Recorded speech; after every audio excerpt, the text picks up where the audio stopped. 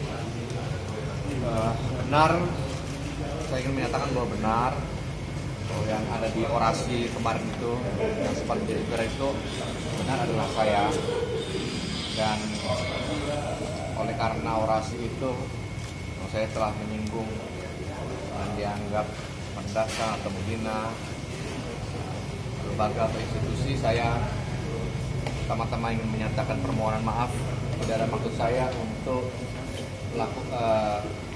menghina apalagi merendahkan institusi TNI yang sama-sama kita cintai. Namun demikian saya juga ingin menyatakan oleh karena peristiwa itu juga benar bahwa saya semalam telah diperiksa dan diamankan oleh pihak kepolisian. Saya diperlakukan dengan baik selama saya ada di dalam penahanan dari pihak kepolisian. Dan saya kira bagaimana kelanjutan proses hukum yang akan saya alami itu nanti saya serahkan kepada pihak Polri untuk melanjutkannya. Pemeriksaan, kemudian proses administrasi, menandatangani beberapa berita acara selesai, saudara R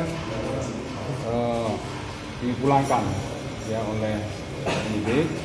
Namun demikian, tentunya proses penyidikan yang dilakukan oleh Direktorat Cyber Barreskrim tetap berjalan sesuai dengan standar operasional prosedur yang berlaku.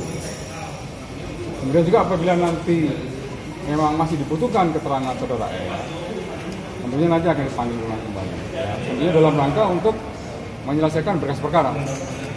Ya, Polri dalam hal ini melakukan proses penyidikan dengan standar profesional tinggi, ya, dan berdasarkan fakta-fakta hukum yang telah dianalisa secara komprehensif.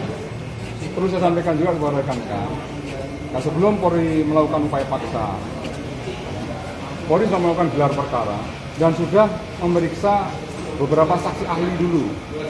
Ya, jadi saksi ahli baik pidana, kemudian saksi ahli bahasa, kemudian membuat konstruksi hukumnya dulu untuk pasal 207 KUHP. Setelah itu dinyatakan cukup dari hasil gelar perkara tersebut, maka dari penyidik Direktorat Cyber tadi malam mengambil langkah penegakan hukum, ya, berupa ya, mendatangi kediaman saudara R dan membawa saudara R ke kantor untuk dimintai keterangan. Jadi itu prosesnya sampai dengan hari ini seperti rekan-rekan. Ya, status sampai dengan hari ini masih sebagai tersangka. Tapi ingat, untuk pasal 207 KUHP, ancaman hukuman cuma 1 tahun 6 bulan. Jadi penyidik tidak melakukan penahanan dan hari ini diperbolehkan yang bersangkutan untuk kembali. Ya, seperti itu. Yang pertama adalah dari pemeriksaan ahli. Ya, kemudian dari alat bukti berupa pengakuan yang bersangkutan. Yang bersangkutan sudah mengakui betul tadi seperti apa yang disampaikan, ya, secara verbal, secara narasi yang disampaikan pada saat demo hari Kamis kemarin, Kamisan ya, itu adalah dia yang menyampaikan. Pemilihan diksi, pemilihan narasi, dia yang menyampaikan.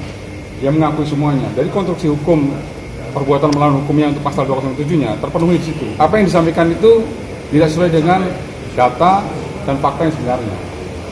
Dan itu mendisipkan, tanpa ada data dan fakta itu mendisipkan salah satu institusi, itu berbahaya. Makanya di dalam Undang-Undang 9 tahun 98, ya, kemerdekaan untuk menyampaikan pendapat di muka publik itu adalah tidak absolut, tapi limitatif.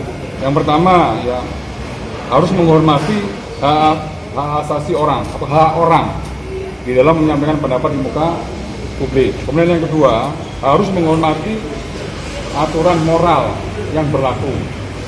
Kemudian yang ketiga, harus mentaati peraturan perundang-undangan yang berlaku. Kemudian yang keempat, harus menjaga dan menghormati keamanan ketertiban umum. Ada narasi-narasi yang dia sampaikan, itu sangat mengganggu itu.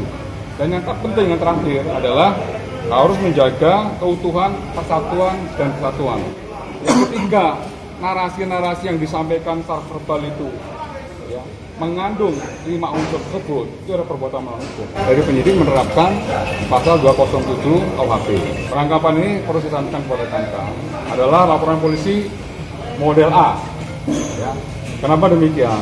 Karena sesuai dengan Undang-Undang 2 tahun 2002, bahwa tugas kepolisian adalah menjaga keamanan dan ketertiban masyarakat, kemudian melakukan perlindungan, pengayoman dan pelayanan pada masyarakat dan penegakan hukum. Ketika sudah ada indikasi ya, atau suatu peristiwa yang membuat atau mengganggu ketertiban umum, maka polisi itu harus hadir di negara. Oleh karenanya polisi secara proaktif yang membuat laporan polisi model A untuk dapat melakukan langkah-langkah penegakan hukum yang menjamin keamanan dan ketertiban masyarakat, baik yang ada di media sosial maupun yang ada di dunia. Di jalan, Pak. Di jalan.